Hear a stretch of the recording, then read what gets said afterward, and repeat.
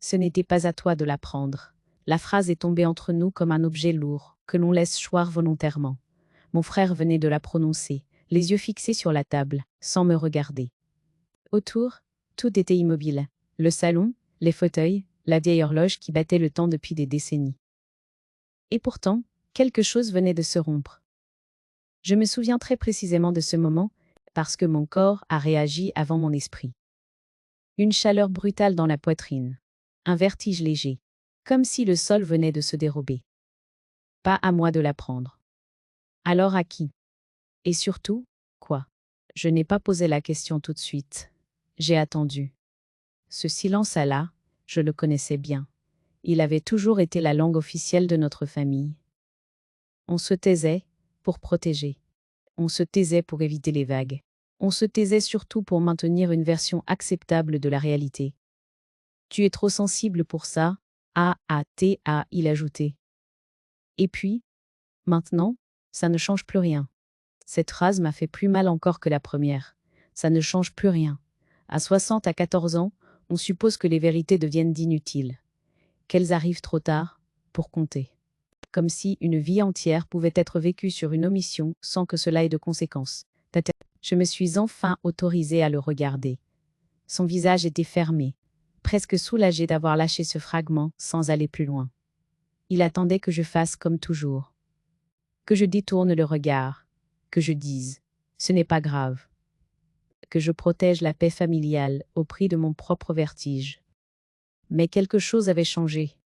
Je ne savais pas encore exactement ce qu'il m'avait caché. Je ne connaissais pas les détails. Je n'avais qu'une certitude brutale. Ils existaient. Un groupe silencieux, compact, organisé depuis longtemps.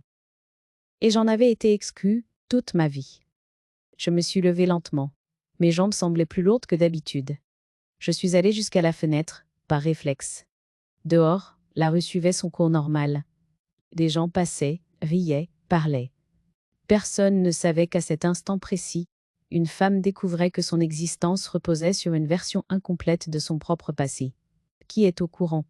Ai-je demandé, sans me retourner. Il a hésité.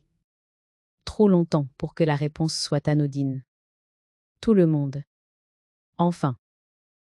Presque. Presque. Ce mot m'a transpercé. Presque tout le monde savait, sauf moi. Celle qui avait porté, nourri, soigné, soutenu. Celle à qui l'on avait toujours dit « Ne t'inquiète pas, on s'en occupe. Ce n'est pas important ». Je l'ai comprise alors que ce n'était pas une révélation soudaine. C'était la fin d'un camouflage ancien. Une fissure dans un mur construit patiemment, année après année, par des décisions prises sans moi. Pour mon bien, sans doute. Toujours pour mon bien. Je me suis rassise. Mon cœur battait trop vite. Je sentais la colère monter, mais ce n'était pas une colère explosive. C'était une colère froide, dense, mêlée d'une tristesse sourde. On ne m'avait pas seulement caché un fait. On m'avait privé d'un choix, du droit de savoir, du droit de comprendre qui j'étais vraiment. Pourquoi maintenant? Je murmurai. Il a haussé les épaules. Parce que tu allais tomber dessus de toute façon. Cette phrase a agi comme une confirmation terrible. Il y avait des traces, des documents, des preuves matérielles. Quelque chose que l'on ne pouvait plus repousser indéfiniment. Et je savais déjà, sans encore les avoir vues, que ces preuves m'attendaient depuis longtemps. Et que je suis rentrée chez moi ce soir-là sans parler davantage. Le silence entre nous n'était plus celui de l'habitude. Il était chargé de mensonges anciens. Dans mon appartement, j'ai allumé la lampe du salon. La lumière m'a semblé trop vive. J'ai posé mon sac, retiré mon manteau mécaniquement, puis mon regard s'est posé sur l'armoire. En bas, derrière des piles de linge soigneusement rangées, se trouvait un tiroir que je n'ouvrais presque jamais. Pas parce qu'il était secret, mais parce qu'il appartenait à une zone floue de ma mémoire. Celle où l'on range les papiers anciens, les dossiers que l'on n'a jamais vraiment compris, mais que l'on garde par instinct. Je me suis accroupie. J'ai ouvert le tiroir. À cet instant, je ne savais pas encore ce que j'allais y trouver. Je savais seulement une chose. Ce qui m'avait caché toute ma vie n'était pas une erreur. C'était un choix.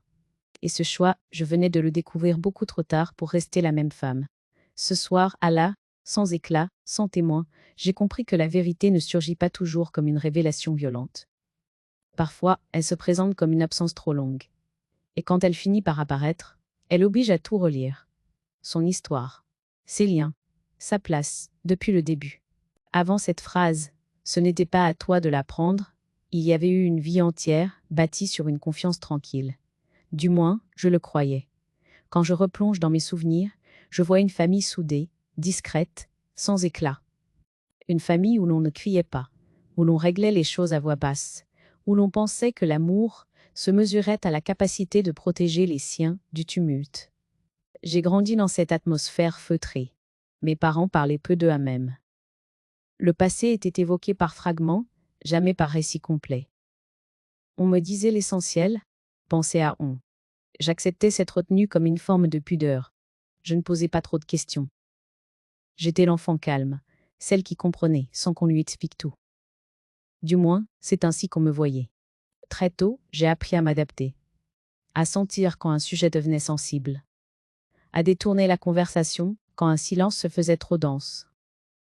Cette capacité m'a suivie toute ma vie. Elle m'a rendue attentive, bienveillante, souvent trop conciliante. Je croyais que cette attitude était un choix. Je n'ai compris que plus tard qu'elle était aussi le résultat d'un conditionnement. Ah, ma jeunesse s'est déroulée sans heurts apparents. Des études raisonnables, un mariage stable, une vie simple. J'ai construit mon foyer avec l'idée que la stabilité était une valeur suprême. J'ai reproduit ce que j'avais connu, peu de conflits, beaucoup de retenue. Je pensais offrir à mes enfants ce que j'avais reçu, une existence sans drame inutile. Quand des zones d'ombre apparaissaient, une phrase interrompue, un regard échangé entre adultes, une discussion stoppée à mon entrée dans une pièce, je n'y prêtais pas attention. Ce sont des histoires d'adultes, me disait-on autrefois. Plus tard, je me le disais à moi-même. J'avais intégré l'idée que certaines choses ne me concernaient pas. Mes parents ont vieilli. Je les ai accompagnés avec la même discrétion qu'ils m'avaient enseignée. Je ne fouillais pas leurs papiers. Je ne questionnais pas leurs choix passés. J'étais convaincue qu'ils avaient fait de leur mieux. Et surtout, je ne voulais pas fissurer l'image rassurante que je me faisais de notre histoire familiale. Mon frère, lui, avait un autre rapport au passé. Plus direct, plus pragmatique. Il posait des questions, parfois. Il insistait. J'observais ces échanges avec une légère inquiétude. Je me sentais étrangère à cette curiosité. Je préférais la continuité à la vérité brute. Je pensais que certaines révélations pouvaient détruire plus qu'elles n'éclairent. Avec le recul, je comprends que cette vie d'avant reposait sur une croyance profonde. Que l'on peut vivre pleinement sans tout savoir. Que l'essentiel suffit. Que certaines vérités sont trop lourdes pour être portées sans dommage. J'y ai cru sincèrement. Cette croyance m'a permis d'avancer, d'aimer, de construire. Mais elle m'a aussi maintenue à distance, de moi-même. Je n'ai jamais pensé être tenue à l'écart, volontairement. Je croyais à une protection bienveillante, à une forme de délicatesse. Je ne voyais pas que cette protection avait un prix, celui de mon droit à comprendre, à choisir, à consentir. Quand je repense à cette femme que j'étais avant la révélation, je ne la méprise pas. Elle a vécu honnêtement avec les éléments qu'on lui a donnés. Elle a fait des choix cohérents dans un cadre incomplet. Mais elle a aimé sans soupçonner que certaines fondations étaient fragiles, parce qu'on avait pris soin de les dissimuler. Cette vie d'avant n'était pas fausse. Elle était partielle. Et c'est peut-être ce qui la rend aujourd'hui si difficile à relire. Chaque souvenir reste valide, mais il appelle désormais une question silencieuse. Qu'est-ce que je ne savais pas encore à ce moment-là? Je ne pouvais pas encore mesurer l'ampleur de ce qui m'avait été caché. Mais une chose devenait claire. Ce passé que je croyais stable allait devoir être revisité. Non pour être renié, mais pour être compris autrement. Et cette relecture allait bouleverser bien plus que mes souvenirs. Elle allait toucher à mon identité même, construite sur une vérité soigneusement incomplète. En repensant à ma vie à la lumière de ce que je venais d'apprendre, certains détails ont soudain changé de couleur. Ce qui m'avait semblé anodin, presque naturel, a pris une autre épaisseur. Les silences n'étaient plus neutres. Les sourires n'étaient plus seulement discrets. Ils devenaient des signes. Et ces signes, je les avais côtoyés toute ma vie, sans jamais les nommer. Il y avait d'abord eu cette manière qu'ils avaient de décider pour moi. Pas ouvertement, pas brutalement. De petites décisions prises sans me consulter, toujours présentées comme des évidences. On a pensé que ce serait mieux comme ça. Qui, on? Je n'osais pas poser la question. J'acceptais, persuadé qu'il s'agissait d'un souci d'efficacité ou d'une forme de protection. Quand un sujet devenait trop précis, trop personnel, quelqu'un changeait subtilement de conversation. Un verre se remplissait. Une remarque tombait à côté. Ce n'est pas important. Cette phrase revenait souvent. Elle me faisait taire plus sûrement que n'importe quelle interdiction. Je ne voulais pas paraître insistante, ni maladroite. Je souriais. Je passais à autre chose. Je me souviens de repas familiaux où certaines anecdotes étaient racontées comme si je n'y avais jamais pris part. On parlait d'un événement ancien, d'un voyage, d'une décision importante. J'écoutais, étonné, parfois troublé par des incohérences. Tu ne t'en souviens pas? Je doutais alors de ma mémoire. Peut-être avais-je oublié. Peut-être n'étais-je pas aussi attentif que je le croyais. Cette mise en doute intérieure a été l'une des humiliations les plus sournoises. Elle ne venait pas d'un reproche direct, mais d'un décalage constant entre ce que je croyais savoir et ce que l'on me renvoyait. Il y avait aussi les regards, échangés haut à-dessus de ma tête. Ces regards rapides, presque imperceptibles, quand une phrase approchait une zone sensible. Je les voyais sans les comprendre. Ils me faisaient sentir que quelque chose m'échappait, sans que je puisse jamais en saisir la forme. Ce flot entretenu me maintenait dans une position étrange, présente mais pas complètement incluse. Avec le temps, j'ai appris à me taire avant même que le silence ne soit demandé. Je choisissais mes mots, j'évitais certaines questions. Je croyais faire preuve de tact. En réalité, je m'adaptais à un système où ma curiosité n'était pas bienvenue. Cette adaptation est devenue une seconde nature. Je n'en souffrais pas ouvertement. Je me disais simplement que c'était ma place. Parfois, une remarque tombait, légère en apparence, mais lourde de sens. Tu es trop sensible pour ces choses-là. Ou encore, ça te ferait plus de mal que de bien. Ces phrases me renvoyaient à une image fragile de moi-même. Comme si ma capacité à comprendre était limitée par avance. Comme si l'on décidait, sans me consulter, de ce que je pouvais ou non supporter. Je n'ai jamais été ouvertement rejetée. C'est ce qui rend ces humiliations si difficiles à nommer. Elles ne laissaient pas de blessures visibles. Elles dessinaient une frontière invisible, mais constante. J'étais aimée, oui. Protégée, sans doute. Mais aussi tenue à distance de quelque chose d'essentiel. Je me souviens d'un jour précis, lors d'une discussion administrative après le décès d'un proche. Les termes étaient techniques. J'ai posé une question simple. Mon frère m'a répondu, puis quelqu'un d'autre a ajouté. On t'expliquera plus tard. Ce plus tard n'est jamais venu. Sur le moment, je n'ai pas insisté. Aujourd'hui, cette scène me revient avec une clarté troublante. Ce n'était pas un oubli. C'était une stratégie douce. Repousser. Diluer. Éviter. Ces petites humiliations n'ont jamais été dénoncées parce qu'elles ne semblaient pas intentionnelles. Elles étaient enveloppées de bonnes intentions. Pour te préserver. Pour ne pas t'inquiéter. Pour ne pas te faire de peine. Et moi, je les acceptais, parce que je voulais croire que l'amour justifiait tout. Ce que je n'avais pas compris, c'est qu'en me préservant ainsi, il m'empêchait aussi de me construire pleinement. Il façonnait une version de moi qui ne devait pas savoir, pas trop comprendre, pas décider seule. Une version docile, rassurante pour eux. En revisitant ces souvenirs, je n'ai pas ressenti de colère immédiate. J'ai ressenti une tristesse profonde. Celle que l'on éprouve quand on réalise que certaines parts de soi ont été mises en veille sans notre consentement. Que notre silence n'était pas seulement une qualité, mais une condition imposée. Ces petites humiliations n'avaient pas pour but de me blesser. Elles avaient pour fonction de maintenir un ordre. Un ordre où la vérité circulait, mais sans jamais me traverser complètement. Et c'est en comprenant cela que j'ai commencé à mesurer l'ampleur de ce qui m'avait caché. Car ce qui est tenu sous silence assez longtemps finit par devenir une norme. Et moi, sans le savoir, j'avais grandi, aimé, décidé dans un monde où l'essentiel m'était systématiquement soustrait, au nom d'une protection qui ressemblait de plus en plus à une exclusion.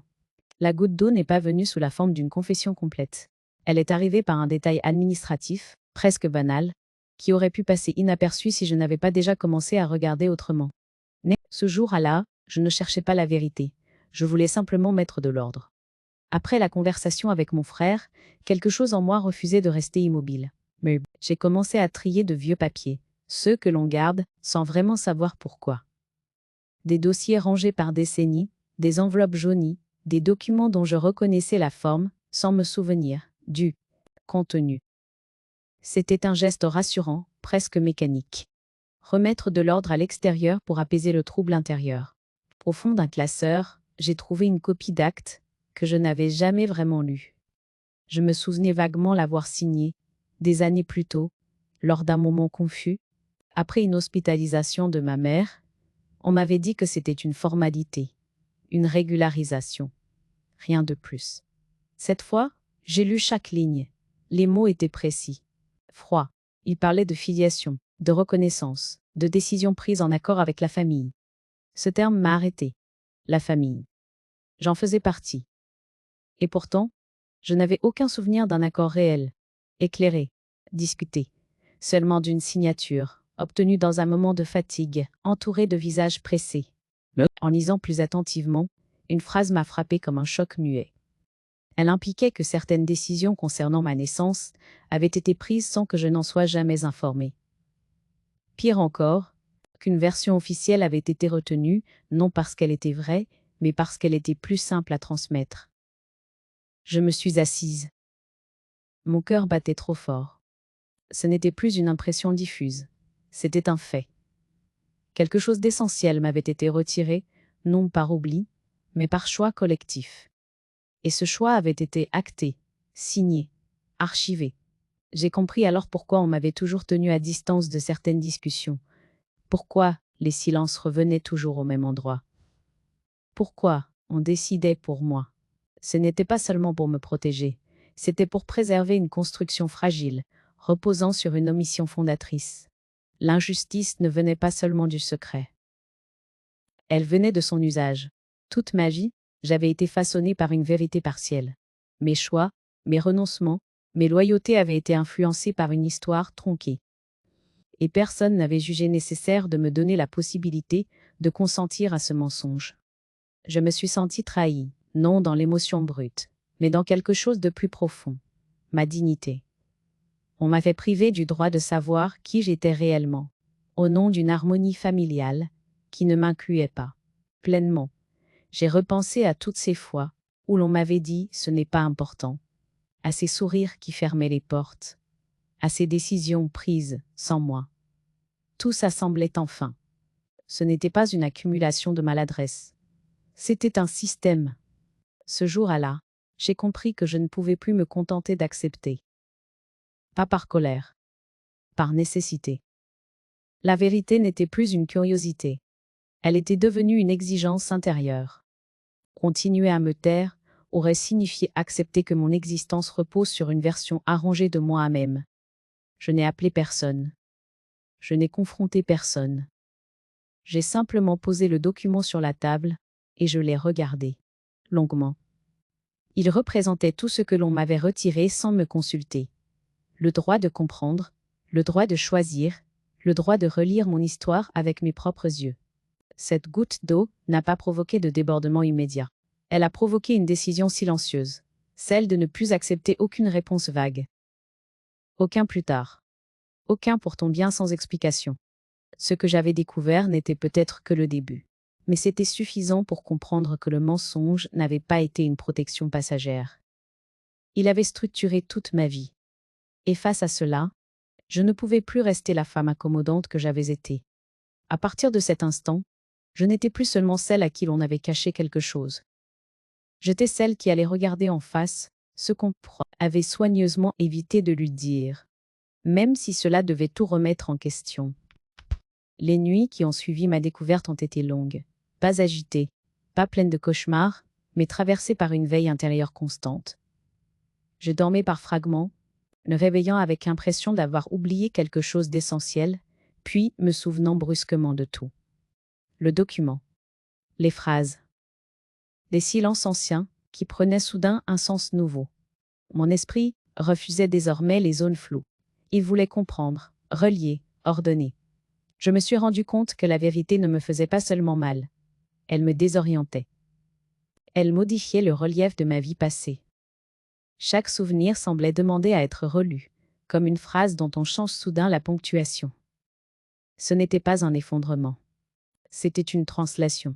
Et cette translation exigeait du temps. Je me suis demandé pourquoi ils avaient jugé nécessaire de me protéger ainsi. Pourquoi on avait estimé que je ne devais pas savoir. Était à ce par peur de ma réaction.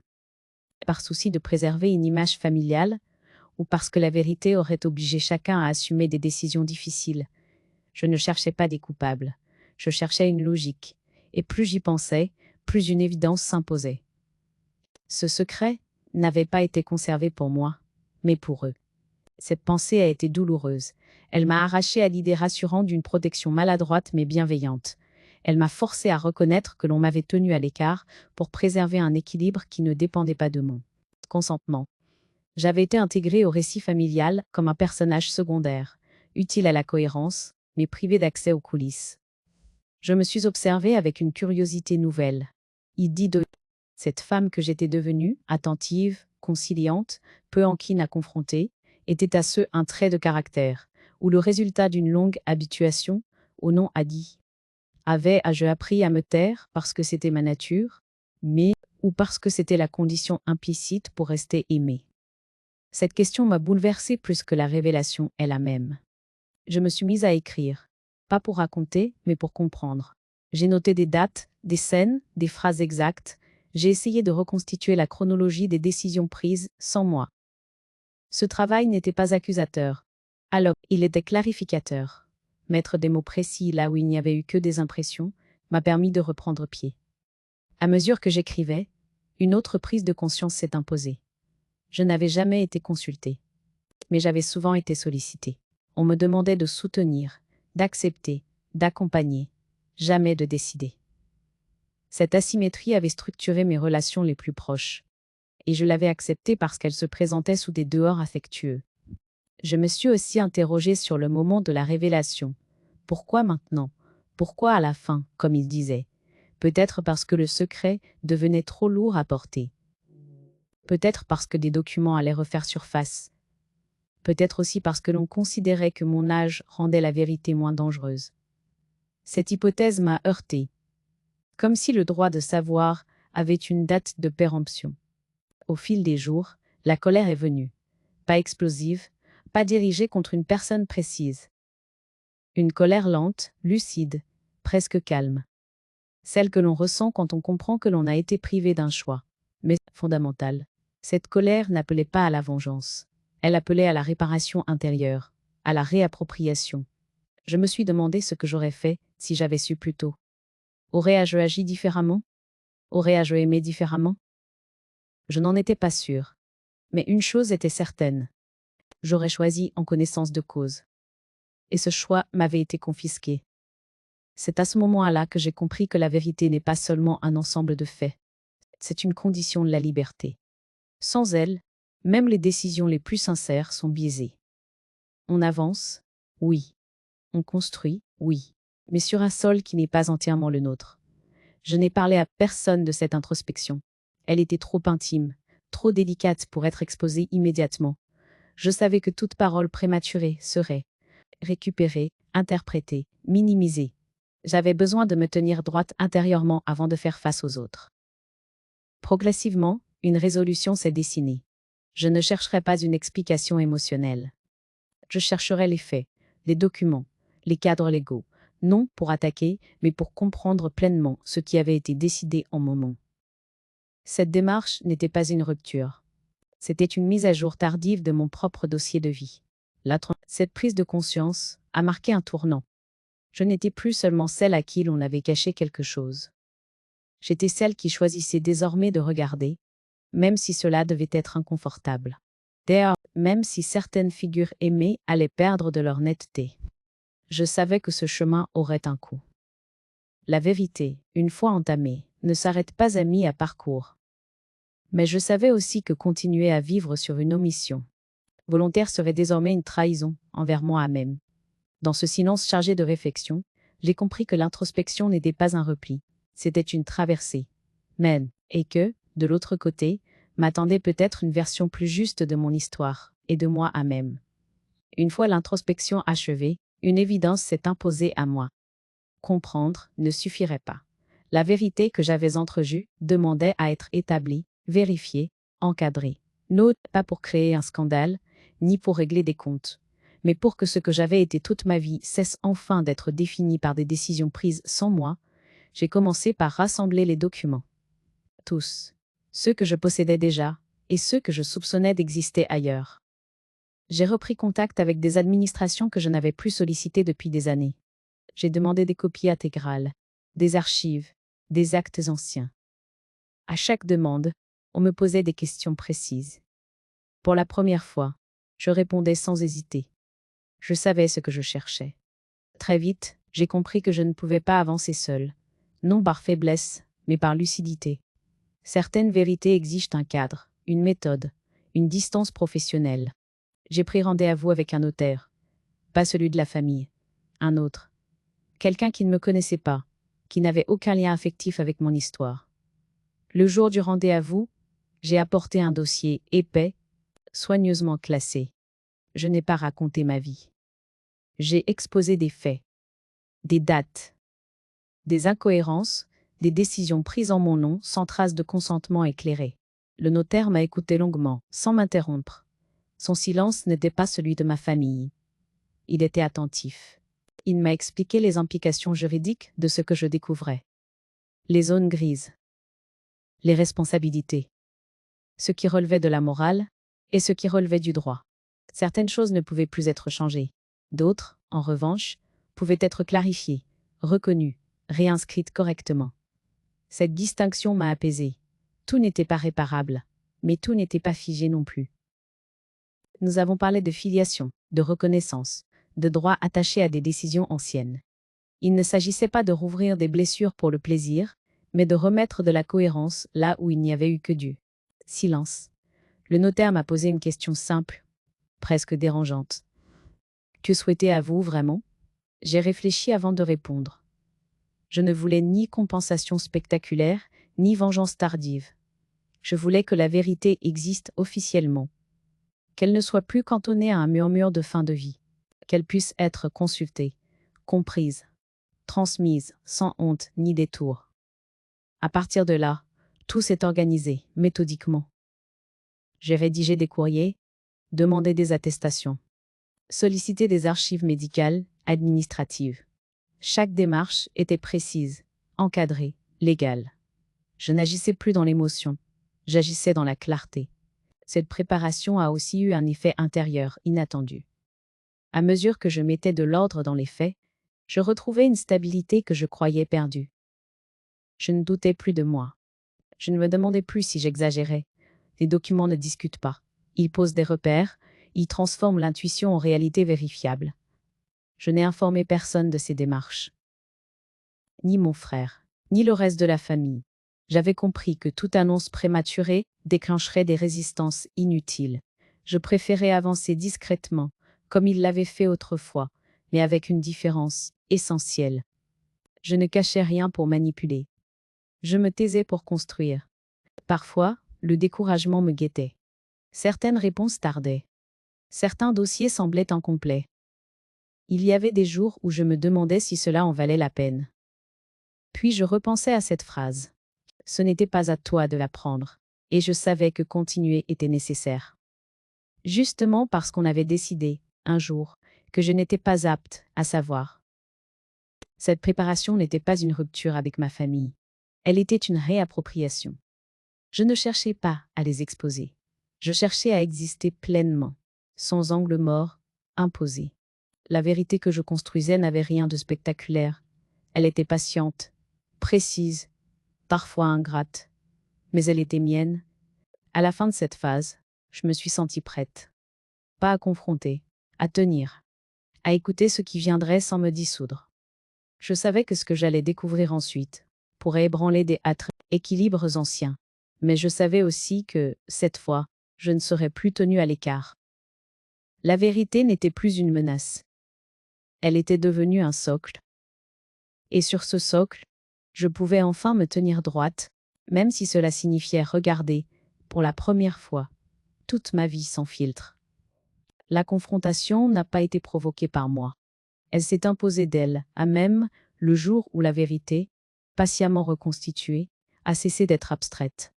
Ce jour-là, mon frère m'a appelé. Sa voix était tendue, faussement détendue, comme lorsqu'on sait que quelque chose ne peut plus être évité. On m'a dit que tu avais demandé des copies d'archives. Je n'ai pas nié. Je n'ai pas expliqué non plus. J'ai simplement répondu oui. Un oui calme, sans justification. Le silence qui a suivi a été plus parlant que n'importe quelle accusation. Il avait compris. Ils avaient compris. Ce que j'avais commencé à assembler dans l'ombre commençait à produire ses effets. Nous nous sommes retrouvés quelques jours plus tard, chez lui. Le cadre était familier, presque rassurant. Trop. Comme si le décor pouvait encore amortir ce qui allait être dit. Autour de la table, il y avait aussi une cousine. Celle qui savait depuis toujours et dont les silences avaient souvent pesé, sans que je les comprenne. Cette fois, je comprenais. Ils ont parlé les premiers. Beaucoup. Trop. Des phrases rapides, désordonnées. Des justifications anciennes, recyclées. On a fait comme on a pu. C'était une autre époque. On voulait te protéger. J'écoutais sans interrompre. J'avais attendu toute une vie pour entendre ces mots. Ils arrivaient enfin, mais ils n'avaient plus le pouvoir de me faire douter. Quand ils se sont tus, j'ai sorti les documents. Lentement. Un à un. Pas comme une arme brandie, mais comme on pose des pièces sur une table. Les dates, les signatures, les décisions prises en mon nom. Les omissions volontaires. Je n'ai pas élevé la voix, je n'ai pas accusé, je me contentais de nommer. Le changement a été visible. Ce n'était plus une discussion familiale. C'était une réalité factuelle. Le piège se refermait non par ruse, mais par cohérence. Il ne pouvait plus prétendre que je ne savais pas, ni que je n'avais pas le droit de savoir. Mon frère a tenté une dernière ligne de défense. Qu'est à ce que tu veux, maintenant? La question était sincère, presque paniquée. Elle révélait leur incompréhension profonde. Ils croyaient encore que la vérité devait mener à une demande, une exigence, une revanche. Ils ne comprenaient pas que le cœur de ma démarche n'était pas là. Je veux que ce soit reconnu, et ai-je répondu. Pareil écrit. Pas minimisé. Reconnu. Ces mots ont flotté un instant dans l'air. Personne n'a répondu tout de suite. Parce qu'ils impliquaient quelque chose de nouveau, la fin du contrôle par le silence. La reconnaissance officielle d'un choix qui n'avait jamais été le mien. Ils ont parlé de conséquences, de ce que cela allait provoquer dans la famille. Des regards, des tensions. J'ai écouté encore. Puis j'ai dit, très calmement, ces conséquences existent déjà. Elles ont simplement été portées par moi seule, pendant des années. Ce fut le moment exact où j'ai senti le basculement. Ils ont compris que je ne reculerais pas, que je n'étais pas là pour négocier mon droit d'exister dans la vérité, que ce que j'avais construit ne dépendait plus de leur accord émotionnel. La confrontation s'est achevée sans cri, sans réconciliation non plus. Une fatigue lourde s'est installée. Chacun mesurait ce qui venait de se produire, le récit familial venait de perdre son centre de gravité. Il ne pouvait plus être raconté sans moi, ni sans ce qui avait été caché. En quittant la maison, je n'ai ressenti ni victoire ni soulagement immédiat. J'ai ressenti quelque chose de plus discret, mais plus durable. C'est une solidité nouvelle. Je n'avais pas forcé la vérité. Je lui avais simplement donné l'espace d'apparaître. Ce jour-là, le piège ne s'est pas refermé sur eux. Il s'est refermé sur le mensonge. Et dans ce silence qui a suivi, pour la première fois, je n'étais plus celle à qui l'on cachait. J'étais celle qui savait. Et cela changeait tout. Après cette confrontation, rien ne s'est immédiatement effondré. Les familles ne s'écroulent pas en un jour. Elles se fissurent, lentement, par endroits précis, là où la vérité commence à circuler, sans être contrôlée. L'éclatement n'a pas été spectaculaire. Il a été diffus. Et c'est peut-être ce qui l'a rendu si irréversible. Les jours suivants, les appels se sont faits rares. Les messages, prudents. Chacun semblait mesurer ses mots, comme si parler risquait désormais de faire surgir autre chose encore. Le secret qui avait tenu lieu de ciment s'était dissous. Sans lui, les liens devaient se redéfinir. Certains n'y étaient pas prêts. Très vite, J'ai compris que des versions parallèles commençaient à circuler. Des récits édulcorés, réarrangés, destinés à limiter les dégâts. On parlait d'un malentendu, d'une lecture excessive des archives, d'un besoin tardif de remuer le passé. Je n'ai pas répondu. Je savais que contester chaque version serait épuisant et surtout inutile. Le mensonge se défend toujours, bruyamment. La vérité, elle, travaille autrement. Certaines personnes ont pris leur distance. Pas par hostilité ouverte, mais par inconfort. Ma présence rappelait désormais quelque chose qu'ils préféraient ne pas regarder en face. Je suis devenue, sans l'avoir cherché, un point de tension. Non pas parce que j'accusais, mais parce que j'existais avec une histoire complète. Et cela dérangeait. D'autres, au contraire, sont venus vers moi. Discrètement. Une tante m'a appelée un soir, la voix hésitante. Je ne savais pas comment te le dire. Elle n'a pas fini sa phrase. Elle n'en avait pas besoin. Ce je ne savais pas résonnait comme une demi à confession. Elle savait quelque chose. Elle aussi. Peut-être pas tout. Mais assez pour comprendre que ce qui avait été caché n'était pas une simple omission. Ces échanges ont été brefs, maladroits, parfois maladroits. Personne ne savait vraiment comment se positionner. Il n'y avait pas de mode d'emploi pour une vérité révélée trop tard. Les uns cherchaient à se disculper, les autres à se rapprocher. Moi, je me contentais d'écouter. Je n'étais plus dans la justification. J'étais dans l'observation. L'éclatement s'est aussi manifesté par des absences. Des invitations qui ne venaient plus. Des réunions familiales organisées sans moi, puis maladroitement expliquées après coup. On ne voulait pas te mettre mal à l'aise. Cette phrase m'a fait sourire tristement. Comme si l'on pouvait encore décider à ma place de ce qui m'était supportable. Il y a eu des moments de solitude réelle. Pas la solitude abstraite que j'avais connue avant, faite de silence feutré. Une solitude plus concrète, plus nue. Celle qui suit la fin d'un système. J'ai ressenti le manque de certaines présences, non parce qu'elles m'avaient été retirées, mais parce qu'elles s'étaient révélées conditionnelles. Et pourtant, au milieu de ces pertes, quelque chose de nouveau s'est installé. Une clarté. Je n'avais plus à deviner, plus à interpréter, plus à me demander ce qui se disait hors de ma présence. Les non-dits avaient perdu leur pouvoir. Même quand on se taisait, je savais pourquoi. La famille, telle que je l'avais connue, s'est recomposée autrement. Plus restreinte. Moins homogène. Certains liens se sont distendus définitivement. D'autres ont trouvé une forme plus honnête. Même si elle était plus fragile. Je ne cherchais plus l'unité à tout prix. J'acceptais la pluralité des positions, y compris celles qui m'excluaient. Ce qui m'a le plus frappé, c'est la réaction de ceux qui avaient le plus insisté sur la protection. Leur malaise était palpable. Ils perdaient le rôle qu'ils s'étaient attribué, celui de gardien du récit.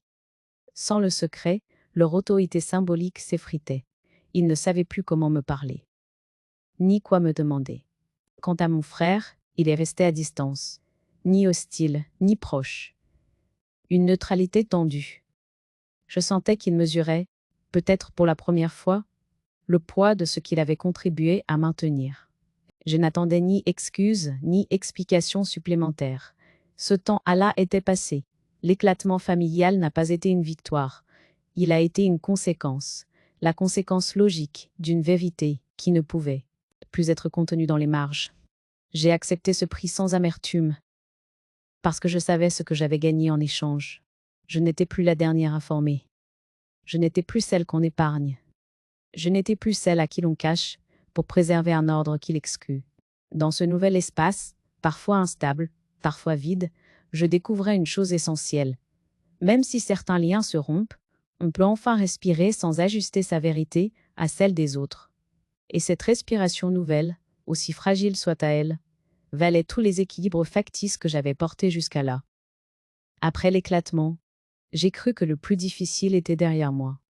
En réalité, il restait à apprendre à vivre autrement. Non plus dans l'attente d'une reconnaissance familiale, ni dans la réparation d'un passé figé, mais dans un présent débarrassé des faux équilibres.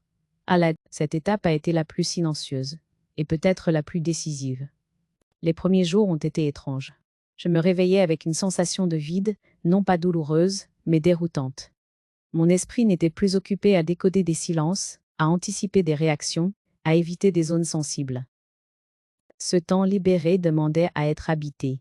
Je ne savais pas encore comment. J'ai commencé par ralentir. Vraiment.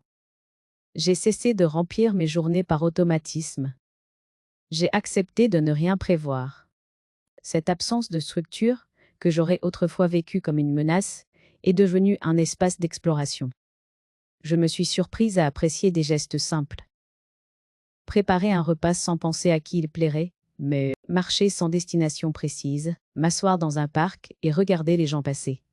Peu à peu, j'ai réinvesti des parts de moi laissées en suspens. J'ai repris l'écriture, non pour comprendre ou analyser, mais pour le plaisir de la phrase juste. J'ai lu différemment aussi.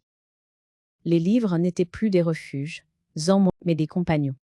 Ils ne m'aidaient pas à oublier, mais à formuler ce que je ressentais sans l'avoir encore nommé. Je me suis également autorisée à rencontrer autrement. Sans me présenter, comme la sœur de, la fille de, celle à qui il est arrivé quelque chose. Je n'avais plus besoin de contextualiser mon existence. Je pouvais être là, simplement. Certaines relations sont restées superficielles, et cela me convenait. D'autres ont pris une densité inattendue. Des échanges simples, directs, sans arrière-plan. Il m'arrivait encore de penser à ce qu'il m'avait caché. La vérité, même reconnue, ne disparaît pas. Elle change de place. Elle cesse d'être une blessure ouverte pour devenir une cicatrice sensible. Je la sentais parfois, au détour d'une conversation ou d'un souvenir, mais elle ne dictait plus mes gestes. J'ai aussi repensé à mon identité, à celle que j'avais construite sans connaître toute l'histoire. Était-elle fausse? Non, elle était incomplète. Et cette incomplétude ne la rendait pas illégitime. Elle expliquait simplement certains choix, certaines retenues, certaines fidélités excessives. Je pouvais désormais les regarder avec indulgence. Un jour, en rangeant encore des papiers, je suis tombée sur une vieille photo. Je m'y suis reconnue sans hésiter. Le regard était le même. Plus jeune, certes, mais déjà attentif, déjà profond. Cette continuité m'a émue. Elle me rappelait que, malgré tout ce qui m'avait été caché, je ne m'étais jamais totalement perdue. Je me suis interrogée sur le pardon. Pas comme une obligation morale, ni comme un aboutissement nécessaire, mais comme une possibilité future. Je savais que pardonner ne signifierait pas effacer ni justifier. Cela signifierait simplement ne plus laisser le passé dicter à mon présent. Je n'y étais pas encore. Et je respectais ce rythme. Ce nouveau départ n'avait rien d'euphorique. Il était sobre, ancré. Il se construisait dans la continuité, pas dans la rupture. Je ne cherchais pas à recommencer ma vie, mais à la poursuivre avec une conscience plus large. Je n'avais plus besoin de valider mes choix par rapport à une histoire familiale figée. Je pouvais décider en fonction de ce que je savais désormais. Il y avait encore des absences. Des places vides. Certaines fêtes avaient perdu leur évidence. Mais ces manques étaient clairs, nommés. Ils n'étaient plus enveloppés de faux assemblants. Et cette clarté me donnait une force tranquille. En avançant ainsi, sans bruit, j'ai compris que ma nouvelle vie ne se définirait pas par ce que j'avais découvert trop tard, mais par ce que j'en ferais. La vérité n'était plus une fin. Elle était devenue un point d'appui. Je n'avais pas récupéré le temps perdu. Personne ne le peut. Mais j'avais récupéré quelque chose de plus précieux. La possibilité de marcher désormais sans angle mort, sans récit imposé, sans loyauté aveugle. Ce nouveau départ ne m'a pas rendu invulnérable. Il m'a rendu plus juste envers moi-même. Et cette justesse, patiemment construite, était la base la plus solide que je pouvais offrir à la suite de mon histoire. Il m'arrive encore, certains soirs, de m'asseoir sans allumer la lumière. Je laisse le jour s'éteindre de lui à même, comme on laisse une pensée se poser sans la forcer. Dans cette pénombre douce, je repense au chemin parcouru et je mesure la distance entre la femme que j'étais et celle que je suis devenue. Non pas une distance de rupture, mais une distance de lucidité. Ce qu'ils m'ont caché toute ma vie n'a pas détruit mon passé. Il l'a déplacé. Il l'a obligé à se révéler autrement. J'ai longtemps cru que la vérité, une fois révélée, devait provoquer des cris, des règlements de compte, des réparations visibles. J'ai compris, au terme de ce parcours, que la vérité la plus profonde agit rarement ainsi. Elle travaille lentement. Elle transforme en silence. Elle redessine, sans bruit. Je n'ai pas récupéré les années vécues sans savoir. Personne ne le peut. Mais j'ai récupéré quelque chose d'essentiel, la capacité de relire mon histoire sans me mentir. Cette relecture n'a pas été une condamnation. Elle a été une réconciliation avec moi à même. J'ai cessé de me demander si j'avais été naïve, trop conciliante, trop silencieuse. J'ai compris que j'avais été fidèle à ce que je savais alors. Non. Et que cette fidélité n'était pas une faute. Ce qui m'a été retiré, ce n'est pas l'amour de ma famille, même s'il a parfois été conditionnel, c'est mon droit au consentement éclairé. Le droit de savoir pour choisir. Le droit d'entrer dans ma propre vie, sans angle mort s'imposer. Reconnaître cela m'a libéré d'une culpabilité diffuse que je portais depuis toujours, sans en connaître l'origine. Je ne cherche plus à convaincre ceux qui persistent à minimiser. Je ne corrige plus les récits arrangés. Je ne poursuis plus l'unité à tout prix. J'ai compris que certaines personnes ont besoin d'un mensonge pour tenir debout. 2. Et que les confronter frontalement ne fait souvent que renforcer leur défense. Je n'ai plus cette mission à là. Elle ne m'appartient pas. Ce que je protège désormais, c'est mon espace intérieur. Un espace simple, clair, sans double fond. J'y accueille mes souvenirs tels qu'ils sont, avec leurs manques et leurs éclairages tardifs. J'y accueille aussi mes émotions, même quand elles sont contradictoires. La tristesse n'efface pas la paix. La colère n'annule pas la compréhension. Tout peut coexister sans me déchirer. Je pense parfois à ceux qui liront ces lignes, à celles surtout qui ont grandi dans des familles où l'on décide sans dire, où l'on protège en excluant, où l'on aime en taisant l'essentiel, à celles qui sentent confusément qu'il manque quelque chose à leur récit, sans pouvoir le nommer, à celles à qui l'on répète que certaines vérités arrivent trop tard pour compter. Je voudrais leur dire ceci. Rien n'arrive trop tard quand il s'agit de se reconnaître soi-même. La vérité n'est pas un trophée. Elle n'est pas non plus une arme. Elle est une condition. Une condition pour marcher droit même à pas lents. Une condition pour regarder les autres sans s'effacer. Une condition pour vieillir sans se dissoudre dans des versions arrangées de soi. Je n'ai pas obtenu d'excuses solennelles. Je n'en ai pas réclamé. J'ai obtenu mieux. La fin de l'ignorance imposée. Et cette fin-là ne dépendait que de moi. En allant chercher les faits, en les encadrant, en les nommant sans colère, j'ai repris ma place. Non pas contre les autres, mais à côté d'eux. Là où je peux respirer. Aujourd'hui, mes relations sont plus rares, mais plus justes. Je n'entre plus dans une pièce en me demandant ce que l'on tait. Je n'écoute plus avec l'oreille aux aguets. Je parle quand je le choisis. Et quand je me tais, ce n'est plus pour préserver un ordre qui m'exclut, mais pour respecter mon rythme. Il y a encore des jours où l'absence pèse, des fêtes qui sonnent, creux, des photos qui réveillent une mélancolie, douce à amère. Je ne les fuis plus. Je les traverse.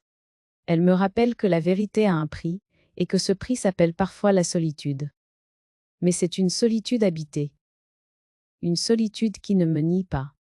Si je devais résumer ce chemin en une phrase, ce serait celle-ci. On peut vivre longtemps sans tout savoir, mais on ne vit pleinement qu'à partir du moment où l'on cesse d'accepter que d'autres décident de ce que l'on peut. Supporter. La protection qui enlève la parole n'est pas une protection, c'est une dépossession. Je ne demande plus à être ménagé. Je demande à être respecté. Et ce respect commence par moi, par la manière dont je tiens ma vérité, sans la brandir, sans l'excuser, sans la diluer. À la fin, il ne reste pas un scandale. Il reste une femme debout, qui regarde son passé sans détour et son avenir sans crainte excessive. Une femme qui a appris que parler n'est pas toujours nécessaire pour réparer. Et que se taire peut devenir un acte juste, à condition qu'il ne soit plus subi. Car j'ai compris, au terme de ce long détour, que lorsqu'on a enfin tout regardé en face, lorsqu'on a repris possession de son histoire et de sa dignité, le silence peut aussi être une forme de justice.